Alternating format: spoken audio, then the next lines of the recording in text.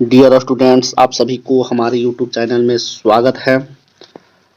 प्रारंभिक नगरों की कहानी हड़प्पा सभ्यता का यह दूसरा टॉपिक है। पहला टॉपिक कवर करा दिया गया है जिसका नाम था पुरातत्व क्या है या पुरातत्व से आप क्या समझते हैं।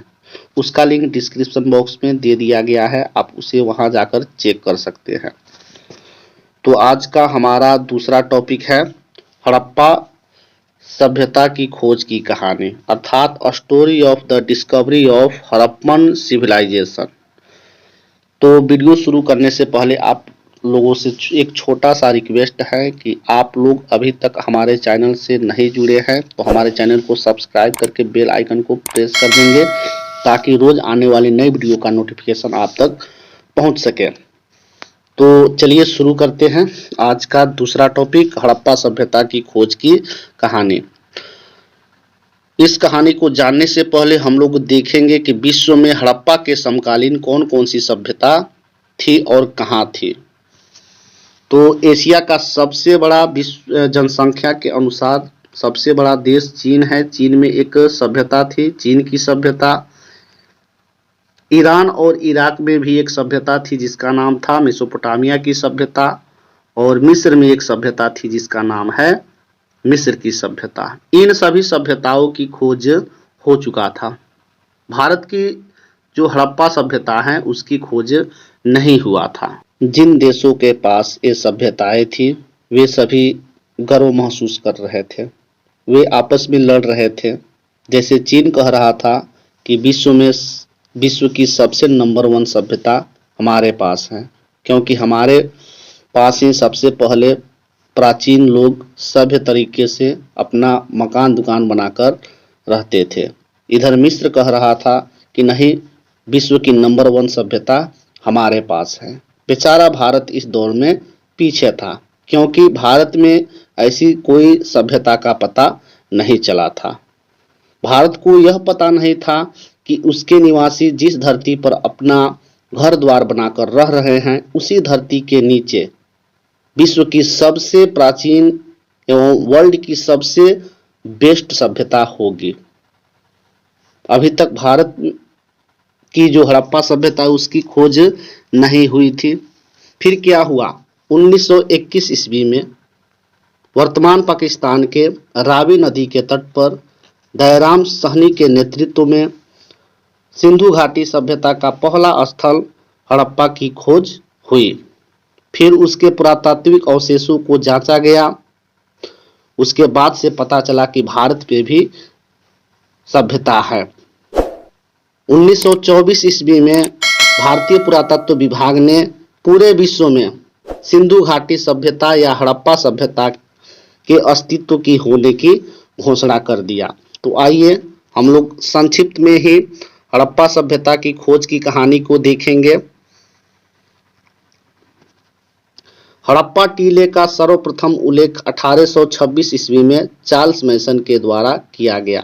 चार्ल्स मैसन एक अंग्रेज थे जिन्होंने सबसे पहले एक टीले को देखकर कहा कि यहाँ पे सबसे प्राचीन काल के लोगों की दबी हुई सभ्यता हो सकती है। यानी सर्वप्रथम टीले को देखकर, एक थूहा को देखकर अनुमानतः उन्होंने कहा कि यहाँ पे कोई सभ्यता होगी।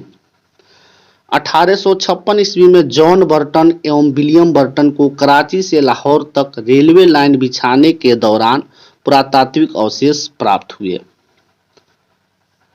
पाकिस्तान के अभी भी 2 प्रमुख शहर हैं, एक है कराची और दूसरा है लाहौर। दोनों के बीच रेलवे ट्रैक या रेलवे लाइन बिछाने का काम चल रहा था।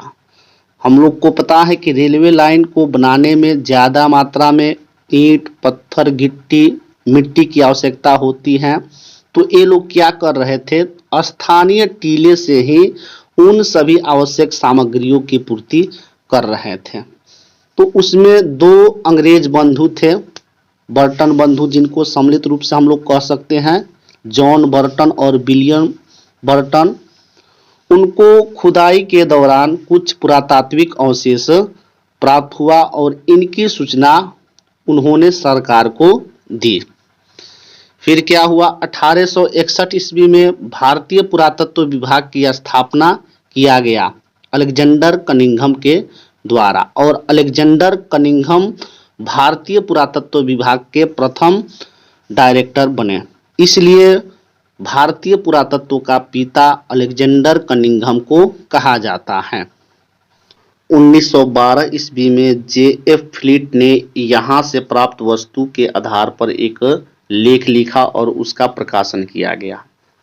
भारत के सभी लोगों ने इस बात को जाना और मुख्य रूप से दयाराम साहनी और राखल दास बनर्जी जैसे पुरातत्ववेत्ता सामने आए और हड़प्पा सभ्यता का उत्खनन किए। सन 1921 ईस्वी में दयाराम साहनी के नेतृत्व में पाकिस्तान के पंजाब प्रांत में रावी नदी के तट पर हड़प्पा नामक स्थल की खोज किया गया। प्रारंभ में विद्वानों ने हड़प्पा को ही पूरी सभ्यता का केंद्र बिंदु माना, इसलिए इस सभ्यता का नाम हड़प्पा रखा गया। लेकिन बाद में जब अन्य स्थलों की खुदाई हुई तब पता चला कि अन्य स्थल सिंधु और उसकी सहायक नदी की घाटियों में स्थित है, इसलिए इस सभ्यता को हम लोग सिंधु घाटी की सभ्यता भी कहते हैं। 1922 ईस्वी में राखल दास बनर्जी ने मोहनजोदड़ो की उत्खनन करवाया। पिगट ने हड़प्पा एवं मोहनजोदड़ो को सिंधु घाटी की सभ्यता की जुड़वा राजधानी बताया। अर्थात स्टुअर्ट पिगट एक इतिहासकार है, उन्होंने हड़प्पा एवं मोहनजोदड़ो को सिंधु घाटी सभ्यता की जुड़वा राजधानी की संज्ञा दिया। 1924 ईस्वी में भारतीय पुरातत्व सर्वेक्षण विभाग ने संपूर्ण विश्व में सिंधु घाटी की खोज की घोषणा कर दिया।